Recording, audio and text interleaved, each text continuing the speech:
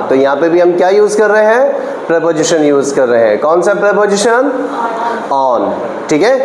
Try to come on time. Okay, now मुझे pencil से लिखना पसंद है, यहाँ पे हम कौन सा प्रीपोजिशन यूज करेंगे, विद। कौन सा, विद। अब देखो विद, अगर कोई आपसे पूछता है कि किसी प्रीपोजिशन का मीनिंग क्या होता है, इसका मतलब क्या होता है, जैसे फॉर एग्जांपल किसी ने आपसे पूछा विद का मतलब क्या होता है ना। अच्छा, विद का मतलब आपने कहा क्या होता है, साथ होता है। लेकिन ध्यान रखिएगा, अलग सेंटेंस में, अलग अलग सेंटेंस में इसका अलग अलग, इसका अलग सेंस निकल जाएगा। ऐसा नहीं कि विद है तो विद का मतलब साथ ही होता है, ध्यान रखिएगा इस बात का।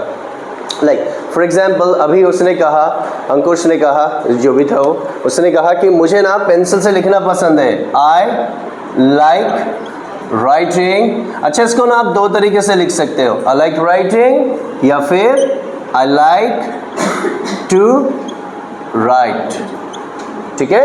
आई लाइक राइटिंग या फिर आई लाइक टू राइट। अच्छा, किससे, पेंसिल से, विद पेंसिल, राइट।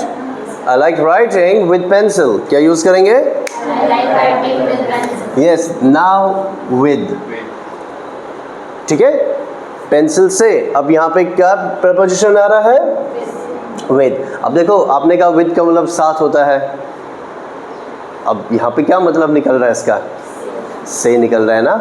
तो ध्यान रखो, कोई भी आपसे पूछता है कि किसी प्रपोजिशन का क्या मतलब होता है, फॉर एग्जांपल विद का क्या मतलब होता है, अब आप कहोगे विद का मतलब साथ होता है।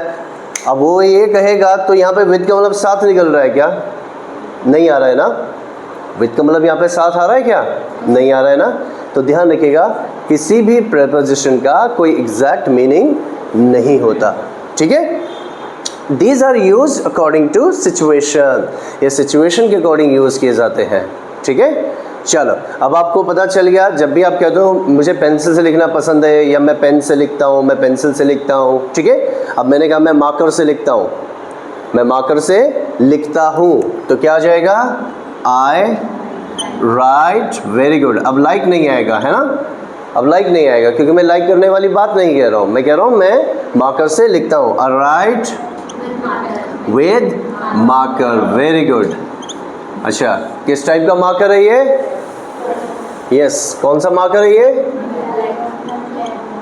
बोर्ड मार्कर, क्या कहेंगे इसको, यस, बोर्ड मार्कर। इसको आप ना इरेज भी कर सकते हो। एक होता है परमानेंट मार्कर, है ना, परमानेंट मार्कर। सपोज अगर मैं परमानेंट मार्कर से लिख रहा हूँ तो फिर यह मिटना बड़ा मुश्किल हो जाएगा, राइट। तो जब भी आप इस तरह का मार्कर खरीदें और आपको कहना है I want a board marker, black, blue, green, red, ये आपके ऊपर डिपेंड करता है, ठीक है। सो आई राइट विद मार्कर, तो मैं ना मार्कर से लिखता हूँ। अब देखो विद का मतलब यहाँ पे जैसे हमने विद पेंसिल लिखा, ऐसे ही हम विद मार्कर यूज कर रहे हैं, ठीक है।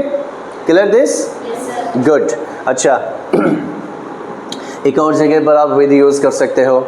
अब साथ वाला तो आपको पता ही है कि साथ के लिए हम विद यूज करते हैं। फॉर एग्जाम्पल, आपने कहा मैं अपने पापा के साथ में हूँ, so I am with my father, मैं अपने पापा के साथ आ रहा हूँ या आ रही हूँ, I am coming with my father, है ना।